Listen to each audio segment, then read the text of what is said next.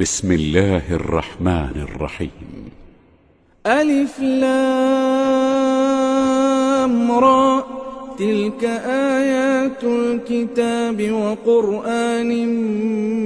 مبين. ربما يود الذين كفروا لو كانوا مسلمين. ذرهم يأكلوا ويتمتعوا ويلههم الأمل فسوف يعلمون. وما أهلكنا من قرية إلا ولها كتاب معلوم. ما تسبق من أمة أجلها وما يستأخرون. وقالوا يا أيها الذي نزل عليه الذكر إنك لمجنون. لو ما تأتينا بالملائكة إن كنت من الصادقين. ما ننزل الملائكة إلا بالحق وما كانوا إذا منظرين. إنا نحن نزلنا الذكر وإنا له لحافظون. ولقد أرسلنا من قبلك في شيع الأولين وما يأتيهم من رسول إلا كانوا به يستهزئون. كذلك نسلكه في قلوب المجرمين. لا يؤمنون به وقد خلت سنة الأولين. ولو فتحنا عليهم بابا من السماء فظلوا فيه يعرجون لقالوا إنما سكرت أبصارنا بل نحن قوم مسحورون. ولقد جعلنا في السماء بروجا وزيناها للناظرين وحفظناها من كل شيطان رجيم. إلا من استرق السمع فأتبعه شهاب مبين. والأرض مددناها وألقينا فيها رواسي وأنبتنا فيها من كل شيء موزون. وجعلنا لكم فيها معايش ومن لستم له برازقين. وإن من شيء إلا عندنا خزائنه وما ننزله إلا بقدر معلوم. وأرسلنا الرياح لواقح فأنزلنا من السماء ماء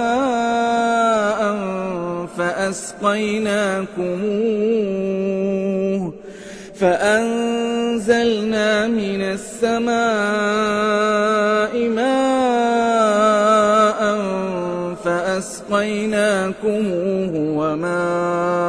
أنتم له بخازنين.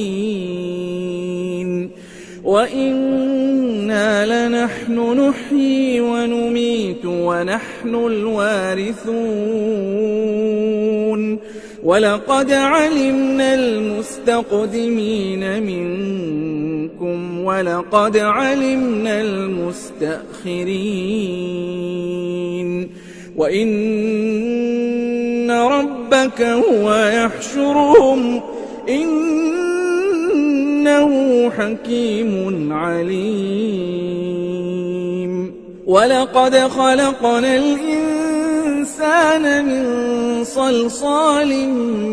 من حمأ مسنون والجان خلقناه من قبل من نار السموم وإذ قال ربك للملائكة إني خالق بشرا من صلصال من حمأ مسنون فإذا سويته ونفخت فيه من روحي فقعوا له ساجدين فسجد الملائكة كلهم أجمعون إلا إبليس أبى أن يكون مع الساجدين قال يا إبليس ما لك ألا تكون مع الساجدين قال لم أكن لأسجد لبشر خلقته من صلصال من حمأ مسنون قال فاخرج منها فإنك رجيم وإن عليك اللعنة إلى يوم الدين قال رب فأنظرني إلى يوم يبعثون قال فإنك من المنظرين إلى يوم الوقت المعلوم قال رب بما أغويتني لأزينن لهم في الأرض ولأغوينهم أجمعين إلا عبادك منهم المخلصين قال هذا صراط علي مستقيم إن عبادي ليس لك عليهم سلطان إلا من اتبعك من الغاوين وإن جهنم لموعدهم أجمعين لها 7 أبواب لكل باب منهم جزء مقسوم إن المتقين في جنات وعيون ادخلوها بسلام آمنين ونزعنا ما في صدورهم من غل إخوانا على سرر متقابلين لا يمسهم فيها نصب وما هم منها بمخرجين نبئ عبادي أني أنا الغفور الرحيم وأن عذابي هو العذاب الأليم ونبئهم عن ضيف إبراهيم إذ دخلوا عليه فقالوا سلاما قال إنا منكم وجلون قالوا لا توجل إنا نبشرك بغلام عليم قال أبشرتموني على أن مسني الكبر فبم تبشرون قالوا بشرناك بالحق فلا تكن من القانطين قال ومن يقنط من رحمة ربه إلا الضالون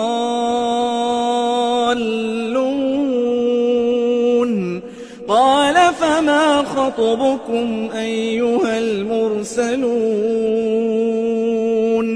قالوا إنا أرسلنا إلى قوم مجرمين إلا آل لوط إنا لمنجوهم أجمعين إلا امرأته قدرنا إنها لمن الغابرين فلما جاء آل لوط المرسلون قال إنكم قوم منكرون قالوا بل جئناك بما كانوا فيه يمترون وأتيناك بالحق وإنا لصادقون فأسر بأهلك بقطع من الليل واتبع أدبارهم ولا يلتفت منكم أحد وامضوا حيث تؤمرون وقضينا إليه ذلك الأمر أن دابر هؤلاء مقطوع مصبحين وجاء أهل المدينة يستبشرون قال إن هؤلاء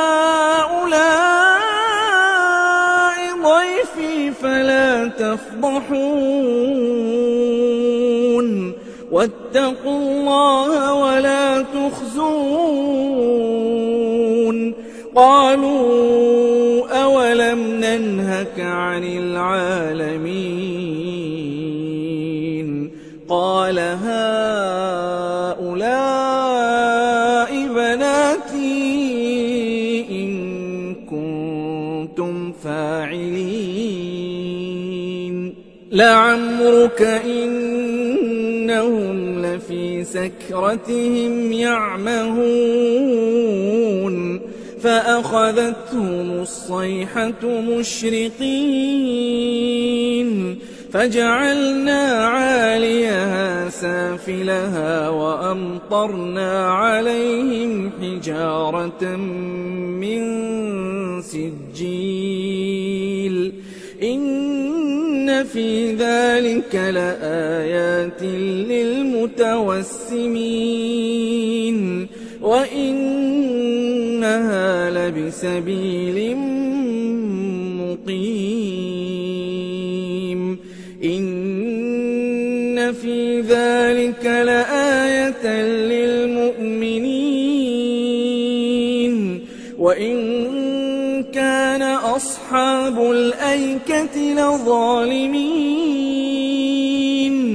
فانتقمنا منهم وإنهما لبإمام مبين ولقد كذب كذب أصحاب الحجر المرسلين وآتيناهم آياتنا فكانوا عنها معرضين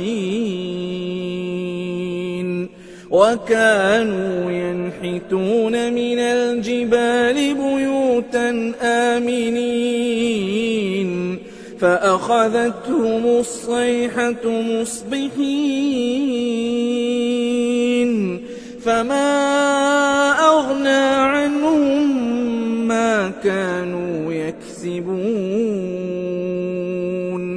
وما خلقنا السماوات والأرض وما بينهما إلا بالحق وإن الساعة لآتية فاصفح الصفح الجميل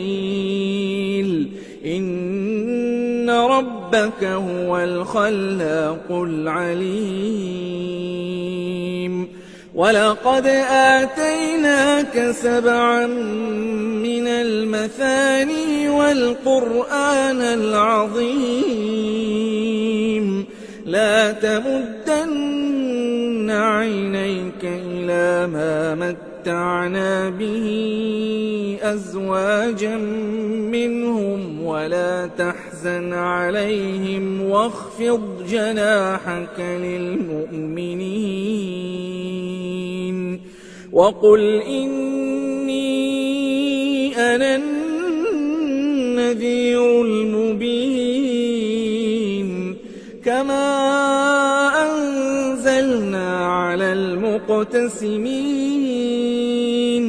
الذين جعلوا القرآن عضين فوربك لنسألنهم أجمعين عما كانوا يعملون فاصدع بما تؤمر وأعرض عن المشركين إنا كفيناك المستهزئين الذين يجعلون مع الله إلها آخر فسوف يعلمون ولقد نعلم أنك يضيق صدرك بما يقولون فسبح بحمد ربك وكن من الساجدين واعبد ربك حتى يأتيك اليقين بسم الله الرحمن الرحيم أتى أمر الله فلا تستعجلوه سبحانه وتعالى عما يشركون ينزل الملائكة بالروح من أمره على من يشاء من عباده أن أنذروا أنه لا إله إلا أنا فاتقون خلق السماوات والأرض بالحق تعالى عما يشركون خلق الإنسان من نطفة فإذا هو خصيم مبين والأنعام خلقها لكم فيها دفء ومنافع ومنها تأكلون ولكم فيها جمال حين تريحون وحين تسرحون وتحمل أثقالكم إلى بلد لم تكونوا بالغيه إلا بشق الأنفس إن ربكم لرءوف رحيم والخيل والبغال والحمير لتركبوها وزينة ويخلق ما لا تعلمون وعلى الله قصد السبيل ومنها جائر ولو شاء لهداكم أجمعين هو الذي أنزل من السماء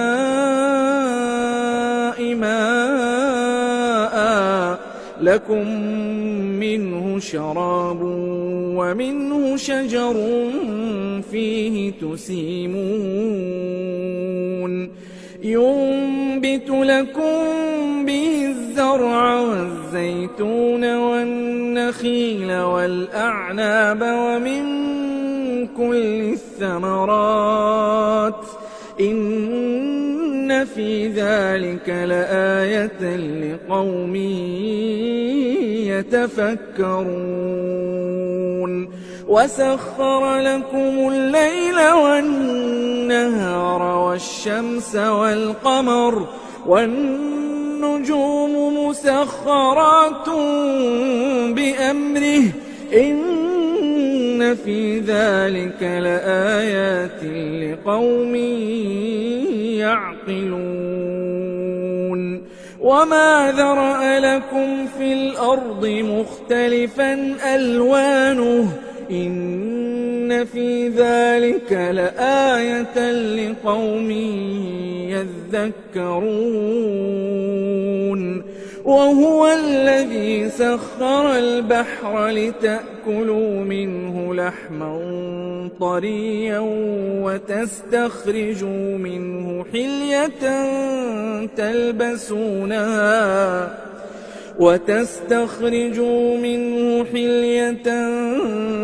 تلبسونها وترى الفلك مواخر فيه ولتبتغوا من فضله ولعلكم تشكرون وألقى في الأرض رواسي أن تميد بكم وأنهارا وسبلا لعلكم تهتدون وعلامات وبالنجم هم يهتدون أفمن يخلق كمن لا يخلق أفلا تذكرون وإن تعدوا نعمة الله لا تحصوها إن الله لغفور رحيم والله يعلم ما تسرون وما تعلنون والذين يدعون من دون الله لا يخلقون شيئا وهم يخلقون أموات غير أحياء وما يشعرون أيان يبعثون إلهكم إله واحد فالذين لا يؤمنون بالآخرة قلوبهم منكرة وهم مستكبرون لا جرم أن الله يعلم ما يسرون وما يعلنون إنه لا يحب المستكبرين وإذا قيل لهم ماذا أنزل ربكم قالوا أساطير الأولين ليحملوا أوزارهم كاملة يوم القيامة ومن أوزار الذين يضلونهم بغير علم ألا ساء ما يزرون قد مكر الذين من قبلهم فأتى الله بنيانهم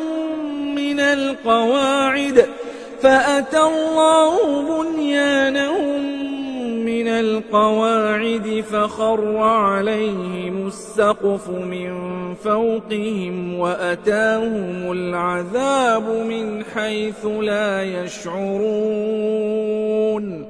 ثم يوم القيامة يخزيهم ويقول أين شركائي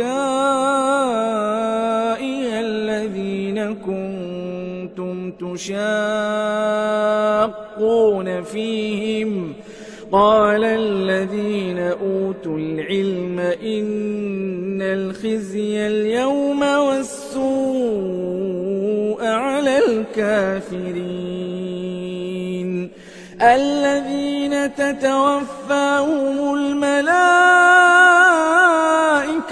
ظالمي أنفسهم فألقوا السلم ما كنا نعمل من سوء بلى إن الله عليم بما كنتم تعملون فادخلوا أبواب جهنم خالدين فيها فلبئس مثوى المتكبرين وقيل للذين اتقوا ماذا أنزل ربكم قالوا خيرا للذين أحسنوا في هذه الدنيا حسنة ولدار الآخرة خير ولنعم دار المتقين جنات عدن يدخلونها تجري من تحتها الأنهار لهم فيها ما يشاءون كذلك يجزي الله المتقين الذين تتوفاهم الملائكة طيبين يقولون سلام عليكم ادخلوا الجنة بما كنتم تعملون هل ينظرون إلا أن تأتيهم الملائكة أو يأتي أمر ربك كذلك فعل الذين من قبلهم وما ظلمهم الله ولكن كانوا أنفسهم يظلمون فأصابهم سيئات ما عملوا وحاق بهم ما كانوا به يستهزئون وقال الذين أشركوا لو شاء الله ما عبدنا من دونه من شيء نحن ولا آباؤنا ولا حرمنا من دونه من شيء كذلك فعل الذين من قبلهم فهل على الرسل إلا البلاغ المبين ولقد بعثنا في كل أمة رسولا أن اعبدوا الله واجتنبوا الطاغوت فمنهم من هدى الله ومنهم من حقت عليه الضلالة فسيروا في الأرض فانظروا كيف كان عاقبة المكذبين إن تحرص على هداهم فإن الله لا يهدي من يضل وما لهم ناصرين وأقسموا بالله جهد أيمانهم لا يبعث الله من يموت بلى وعدا عليه حقا ولكن أكثر الناس لا يعلمون ليبين لهم الذي يختلفون فيه وليعلم الذين كفروا أنهم كانوا كاذبين إنما قولنا لشيء إذا أردناه أن نقول له كن فيكون والذين هاجروا في الله من بعد ما ظلموا لنبوئنهم في الدنيا حسنة ولأجر الآخرة أكبر لو كانوا يعلمون الذين صبروا وعلى ربهم يتوكلون وما أرسلنا من قبلك إلا رجالا نوحي إليهم فاسألوا أهل الذكر إن كنتم لا تعلمون بالبينات والزبر وأنزلنا إليك الذكر لتبين للناس ما نزل إليهم ولعلهم يتفكرون أفأمن الذين مكروا السيئات أن يخسف الله بهم الأرض أو يأتيهم العذاب من حيث لا يشعرون أو يأخذهم في تقلبهم فما هم بمعجزين أو يأخذهم على تخوف فإن ربكم لرؤوف رحيم أولم يروا إلى ما خلق الله من شيء يتفيأ ظلاله عن اليمين والشمائل سجدا لله وهم داخرون ولله يسجد ما في السماوات وما في الأرض من دابة والملائكة وهم لا يستكبرون يخافون ربهم من فوقهم ويفعلون ما يؤمرون وقال الله لا تتخذوا إلهين اثنين إنما هو إله واحد فإياي فارهبون وله ما في السماوات والأرض وله الدين واصبا أفغير الله تتقون وما بكم من نعمة فمن الله ثم إذا مسكم الضر فإليه تجأرون ثم إذا كشف الضر عنكم إذا فريق منكم بربهم يشركون ليكفروا بما آتيناهم فتمتعوا فسوف تعلمون ويجعلون لما لا يعلمون نصيبا مما رزقناهم تالله لتسألن عما كنتم تفترون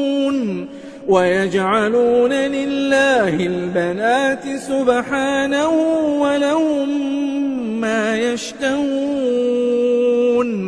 وإذا بشر أحدهم بالأنثى ظل وجهه مسودا وهو كظيم يتوارى من القوم من سوء ما بشر به أيمسكه على هون أم يدسه في التراب ألا ساء ما يحكمون للذين لا يؤمنون بالآخرة مثل السوء ولله المثل الأعلى وهو العزيز الحكيم ولو يؤاخذ الله الناس بظلمهم ما ترك عليها من دابة ولكن يؤخرهم إلى أجل مسمى فإذا جاء أجلهم لا يستأخرون ساعة ولا يستقدمون ويجعلون لله ما يكرهون وتصف ألسنتهم الكذب أن لهم الحسنى لا جرم أن لهم النار وأنهم مفرطون تالله لقد أرسلنا إلى من قبلك فزين لهم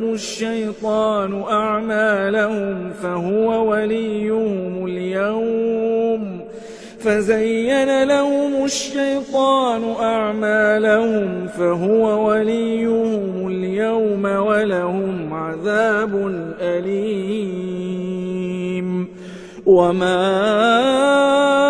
أنزلنا عليك الكتاب إلا لتبين لهم الذي اختلفوا فيه وهدى ورحمة لقوم يؤمنون والله أنزل من السماء ماء فأحيا به الأرض بعد موتها إن في ذلك لآية لقوم يسمعون وإن لكم في الأنعام لعبرة نسقيكم مما في بطونه من بين فرث ودم لبنا خالصا سائغا للشاربين ومن ثمرات النخيل والأعناب تتخذون منه سكرا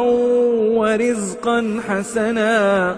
إن في ذلك لآية لقوم يعقلون وأوحى ربك إلى النحل أن اتخذي من الجبال بيوتا ومن الشجر ومما يعرشون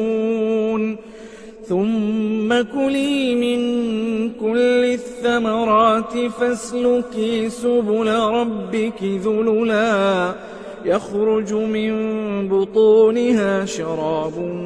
مختلف ألوانه فيه شفاء للناس إن في ذلك لآية لقوم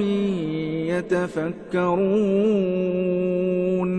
والله خلقكم ثم يتوفاكم ومنكم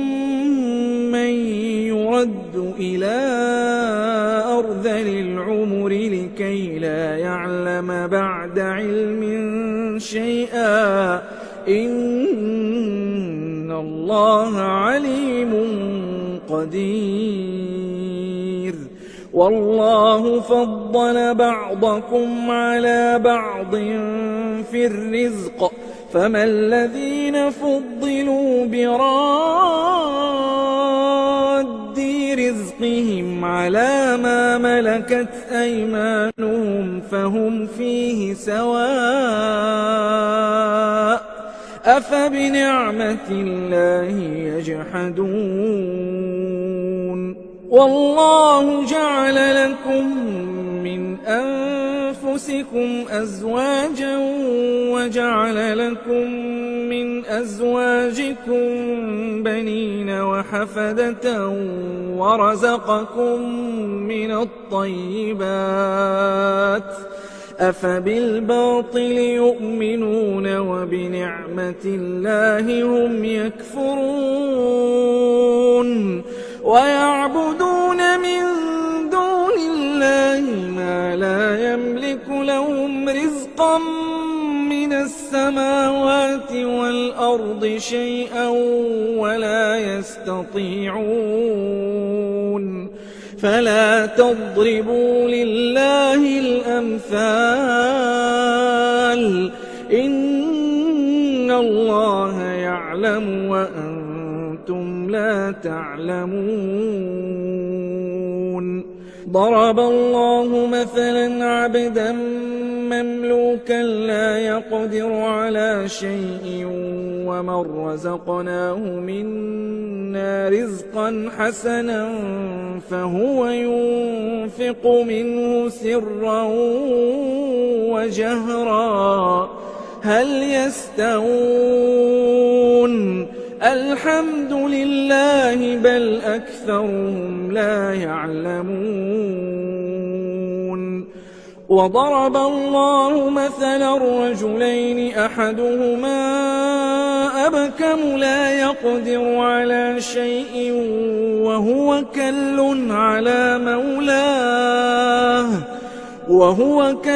على مولاه أينما يوجهه لا يأت بخير هل يستوي هو ومن يأمر بالعدل وهو على صراط مستقيم ولله غيب السماوات والأرض وما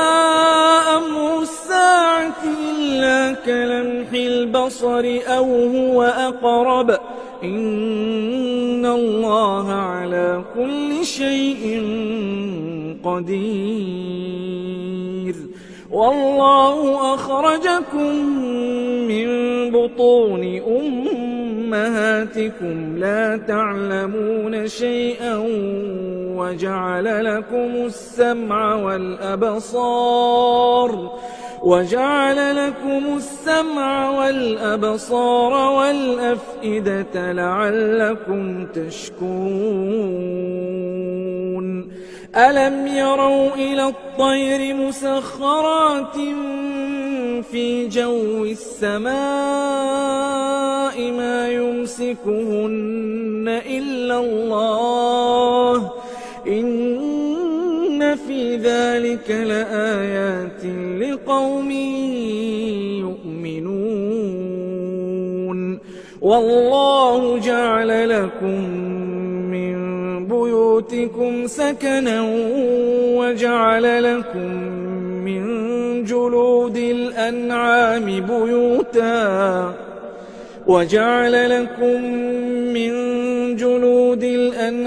بيوتا تستخفونها يوم ظعنكم ويوم إقامتكم ومن أصوافها وأوبارها وأشعارها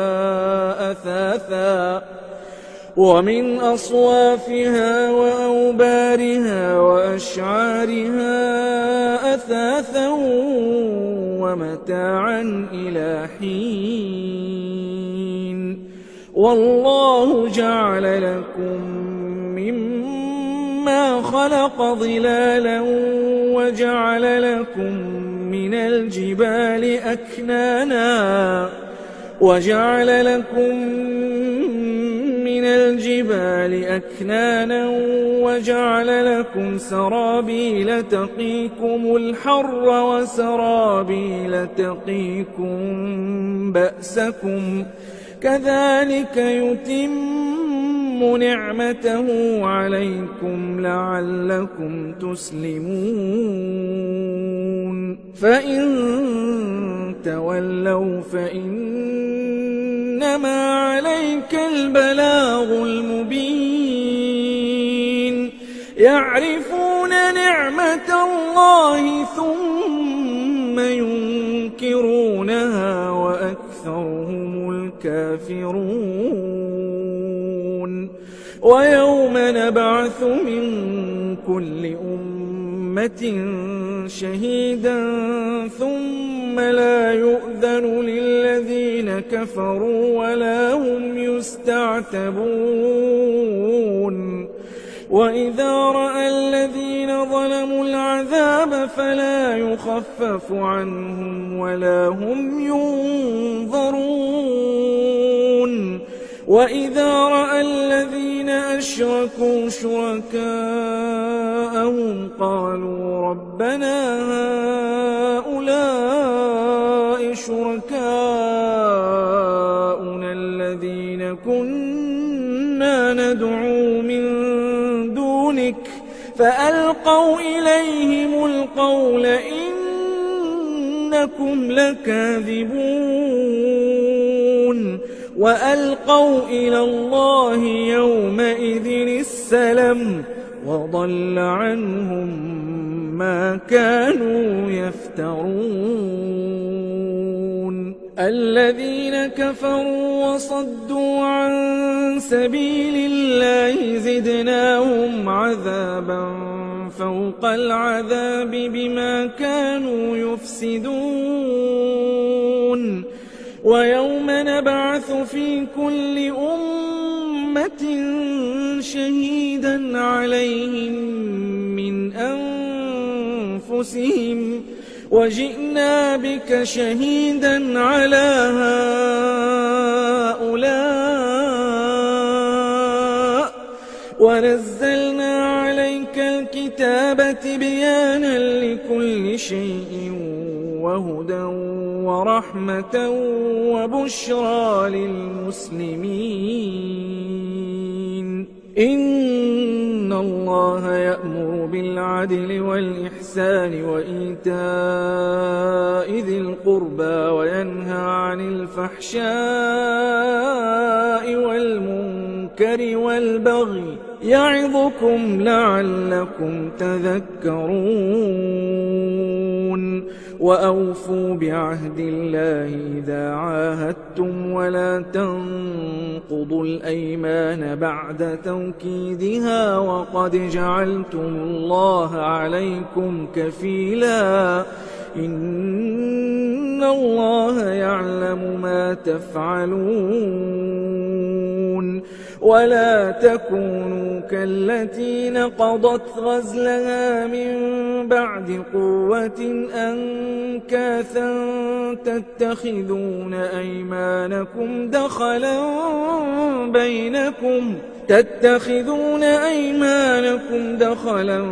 بينكم أن تكون أمة هي أربى من أمة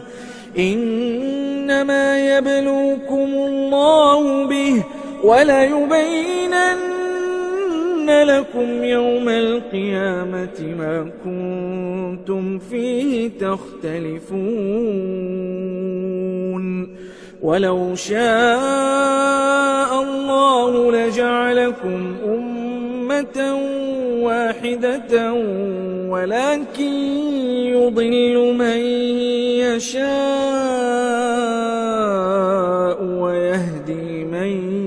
يشاء ولتسألن عما كنتم تعملون ولا تتخذوا أيمانكم دخلا بينكم فتزل قدم بعد ثبوتها وتذوقوا السوء بما صددتم عن سبيل الله ولكم عذاب عظيم. ولا تشتروا بعهد الله ثمنا قليلا إنما عند الله هو خير لكم إن كنتم تعلمون. ما عندكم ينفد وما عند الله باق ولنجزين الذين صبروا أجرهم بأحسن ما كانوا يعملون. من عمل صالحا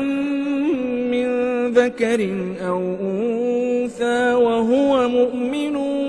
فلنحيينه حياة طيبة ولنجزينهم أجرهم بأحسن ما كانوا يعملون. فإذا قرأت القرآن فاستعذ بالله من الشيطان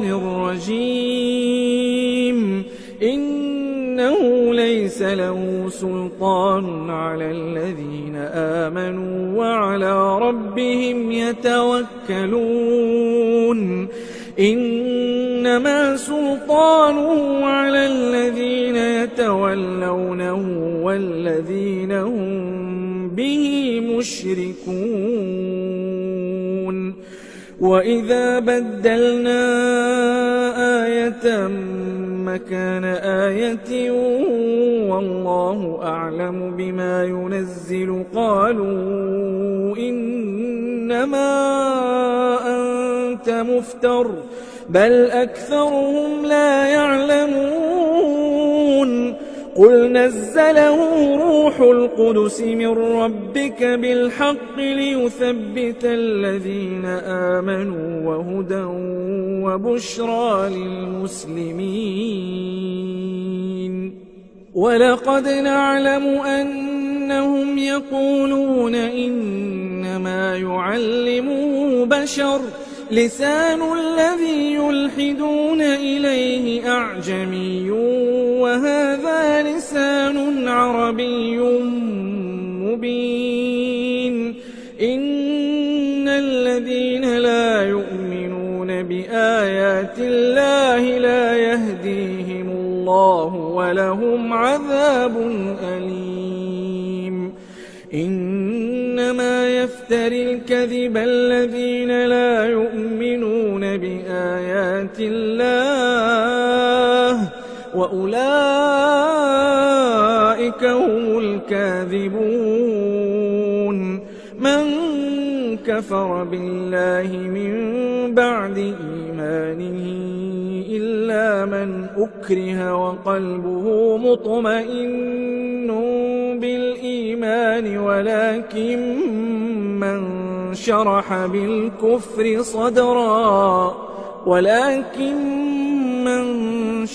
بالكفر صدرا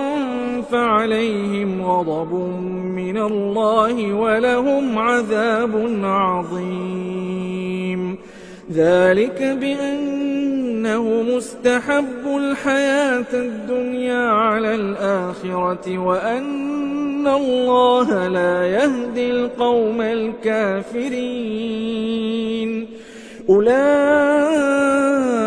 الذين طبع الله على قلوبهم وسمعهم وأبصارهم وأولئك هم الغافلون. لا جرم أنهم في الآخرة هم الخاسرون. ثم إن ربك للذين هاجروا من بعد ما فتنوا ثم جاهدوا وصبروا إن ربك من بعدها لغفور رحيم يوم تأتي كل نفس تجادل عن نفسها وتوفى كل نفس ما عملت وهم لا يظلمون وضرب الله مثلا قرية كانت آمنة مطمئنة يأتيها رزقها رغدا من كل مكان فكفرت بأنعم الله فأذاقها الله لباس الجوع والخوف بما كانوا يصنعون ولقد جاءهم رسول منهم فكذبوه فأخذهم العذاب وهم ظالمون فكلوا مما رزقكم الله حلالا طيبا واشكروا نعمة الله إن كنتم إياه تعبدون إنما حرم عليكم الميتة والدم ولحم الخنزير وما أهل لغير الله به فمن اضطر غير باغ ولا عاد فإن الله غفور رحيم ولا تقولوا لما تصف ألسنتكم الكذب هذا حلال وهذا حرام لتفتروا على الله الكذب إن الذين يفترون على الله الكذب لا يفلحون متاع قليل ولهم عذاب أليم وعلى الذين هادوا حرمنا ما قصصنا عليك من قبل وما ظلمناهم ولكن كانوا أنفسهم يظلمون ثم إن ربك للذين عملوا السوء بجهالة ثم تابوا من بعد ذلك وأصلحوا إن ربك من بعدها لغفور رحيم إن إبراهيم كان أمة قانتا لله حنيفا ولم يك من المشركين شاكرا لأنعمه اجتباه وهداه إلى صراط مستقيم وآتيناه في الدنيا حسنة وإنه في الآخرة لمن الصالحين ثم أوحينا إليك أن اتبع ملة إبراهيم حنيفا وما كان من المشركين إنما جعل السبت على الذين اختلفوا فيه وإن ربك ليحكم بينهم يوم القيامة فيما كانوا فيه يختلفون ادع إلى سبيل ربك بالحكمة والموعظة الحسنة وجادلهم بالتي هي أحسن إن ربك هو أعلم بمن ضل عن سبيله وهو أعلم بالمهتدين وإن عاقبتم فعاقبوا بمثل ما عوقبتم به ولئن صبرتم لهو خير للصابرين واصبر وما صبرك إلا بالله ولا تحزن عليهم ولا تك في ضيق مما يمكرون إن الله مع الذين اتقوا والذين هم محسنون